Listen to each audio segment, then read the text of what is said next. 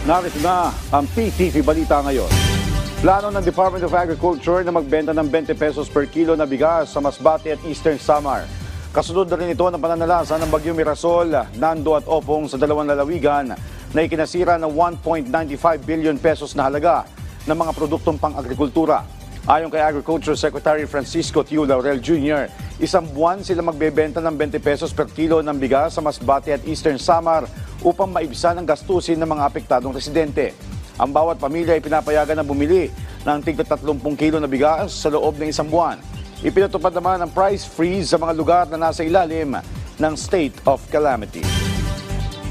Samantala, dumating na sa probinsya ng Masbate ang dalawang mobile unit ng water purifier at desalination upang suportahan ang nagpapatuloy na operasyon para sa mga pamilya na apektuhan ng Bagyong Opong. Layo nito magkaroon ng malinis na tubig para sa mga lugar na naapektuhan ng bagyo. Nagpasalamat naman si Governor Ricardo Co sa suporta ng PCG. Ang water purifier ay kaya mag-produce ng mahigit 10 litro ng malinis na tubig kada araw. Kasama ang iba pang ahensya, tuloy-tuloy ang pagtulong ng PCG sa mga pamilyang naapektuhan ng bagyo. Kinukundina ng ilang grupo ang mga nagpapakalat na ginipit umano si Mayor Benjamin Magalong kaya ito nagbitiw sa pwesto sa Independent Commission for Infrastructure o ICI.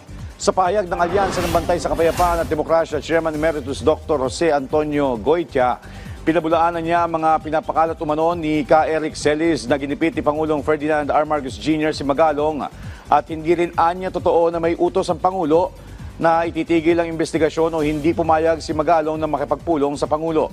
Anya malinaw ang dahilan ng alkalde. Ito ay upang pangalagaan ang integridad ng pamahalaan kontra korupsyon. Nanawagan naman si Goitia sa publiko at sa iba pang nais manira sa Pangulo na tigilan na ang pagpapakalat ng kasinungalingan dahil ang paninira ay hindi may tuturing na malayang pamamahayag. Wala pa namang komento si Ka Eric Celis sa mga pahayag ni Goitia. At yan ang mga balita sa oras na ito. Para sa iba pang updates, follow at ilike kami sa aming social media platforms at PTVPH. Ako po si Joshua Garcia para sa Pambansang TV sa Bagong Pilipinas.